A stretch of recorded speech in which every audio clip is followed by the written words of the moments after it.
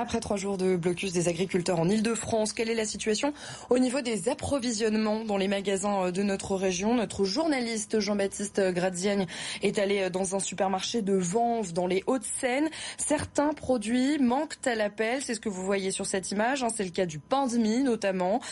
Problème de production, problème d'approvisionnement, c'est ce qu'on voit tout de suite avec Rodolphe Bonnat, spécialiste de la grande distribution. Bonsoir. Bonsoir Alexia. Merci beaucoup d'être avec nous. On a vu des restaurateurs faire du stock, ici quelques produits qui manquent dans les rayons, mais si on regarde la situation globalement, il n'y a pas vraiment de quoi s'inquiéter? Non, en réalité, on n'a pas des pénuries, on a parfois ce qu'on appelle dans le métier des ruptures, c'est-à-dire que il y a un produit qui n'est pas présent en stock, mais il va arriver.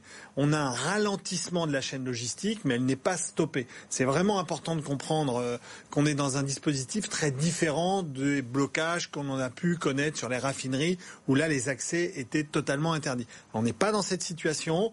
Les agriculteurs, lorsqu'ils sont présents en proximité des centrales logistiques, laissent aller le flux, ils le ralentissent, ils laissent aller le flux et on finit par recevoir les produits. Alors, donc, ce qu'on comprend, c'est que ce sont surtout des problèmes d'approvisionnement, pas vraiment de production. Non, pas des problèmes de production, vraiment des problèmes d'approvisionnement. Et sans doute que dans vos supermarchés ou vos hypermarchés d'Île-de-France, eh bien, à un moment ou à un autre, vous ne trouverez peut-être pas la référence de produit avec la marque que vous avez l'habitude d'acheter, mais vous en trouverez une autre qui qui sera le même typicité de produit.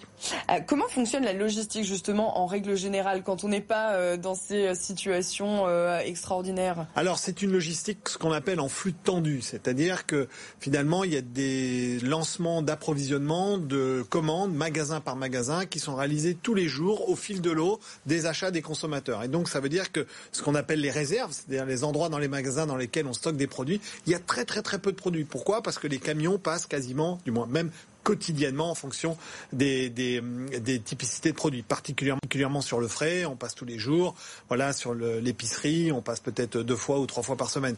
Donc vous voyez qu'on est dans une logique extrêmement tendue. C'est la raison pour laquelle dans le reportage là on voit qu'il peut manquer des produits, c'est peut-être parce que le camion était attendu à 7h du matin et puis qu'il est arrivé à midi. C'est pour ça que cela manque, le pain de mie. Donc voilà. Le fameux pain de mie qui manque, il va arriver. On a vu des agriculteurs tenter de s'introduire dans le marché de Rungis cet après-midi. Bon, ils ont été rapidement évacués par les forces de l'ordre. Si jamais ils parvenaient à entrer dans Rungis et à bloquer finalement les camions qui sortent de Rungis, est-ce que là ça pourrait poser problème? Alors là, c'est plus compliqué. Ça va être plus compliqué parce que Rungis, c'est une plateforme alimentaire sur les produits frais qui est, j'allais dire, centrale pour notre région, l'Île-de-France, bien sûr, parce qu'elle est en proximité. Et elle est centrale pour 2 types d'acteurs. Les acteurs, finalement, de la distribution alimentaire, pour nous, les citoyens qui allons acheter, mais aussi beaucoup pour les restaurateurs. Vous savez que c'est vraiment Rungis qui fournit aussi, qui alimente les restaurateurs.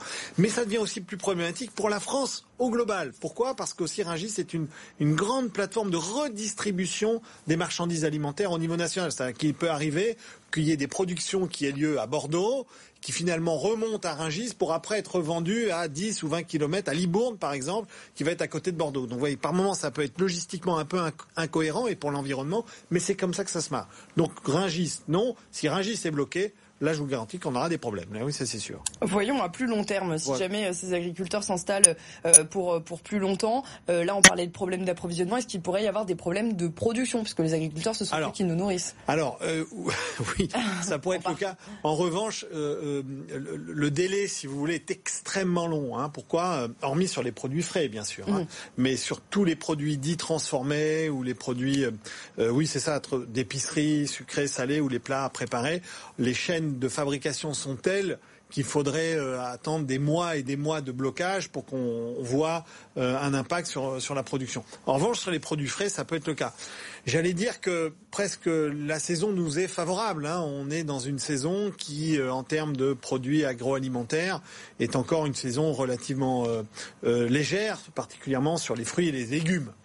En revanche, oui, si les agriculteurs, mais ils ne le feront jamais parce qu'ils ont à cœur d'entretenir leur exploitation, mais ils vont pas laisser mourir ni leur bœuf, ni leur poulet, ni leur poule. Voilà, ils vont continuer quand même. On le voit d'ailleurs, parce que vous avez, je sais pas si vous avez fait attention sur les barrages, ils se relaient.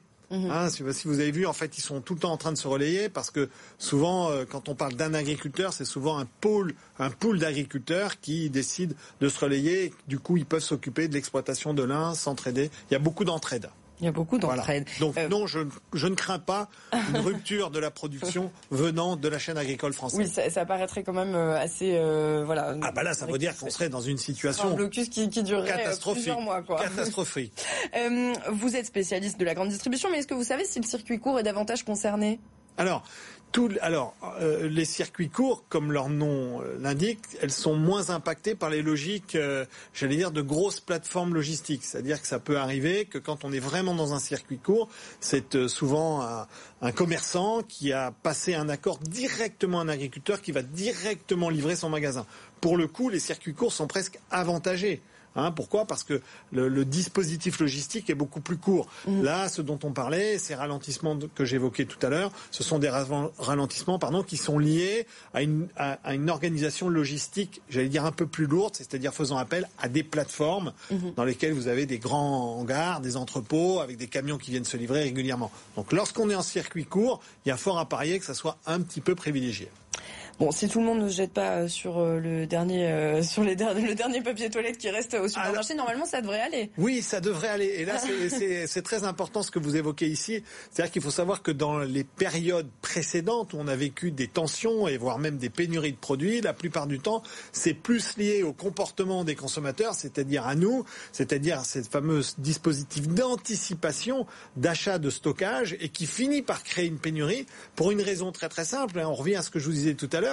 C'est parce qu'on est ce qu'on appelle en flux tendu. Donc c'est-à-dire que tout marche très bien si tout le monde se comporte comme d'habitude, mais si à un moment on a des surconsommations de papier toilette, de pâtes ou de sucre, eh bien subitement, très vite, très rapidement, la machine se grippe. Donc non, pas de pénurie, pas de panique, pas besoin de stocker pour l'instant. Bon, en plus, c'est pas le Covid, donc on va pas faire de pain, donc c'est pas la peine de se jeter sur la farine. Exactement. Voilà, exactement. On en laisse pour les autres. On a bien compris le message. Merci beaucoup, Rodolphe Bonas. Vous êtes spécialiste de la grande distribution. Vous réagissiez donc pour BFM Paris, Île-de-France, à ces blocages des autoroutes franciliennes par les agriculteurs. On va tout de suite jeter un œil à la météo.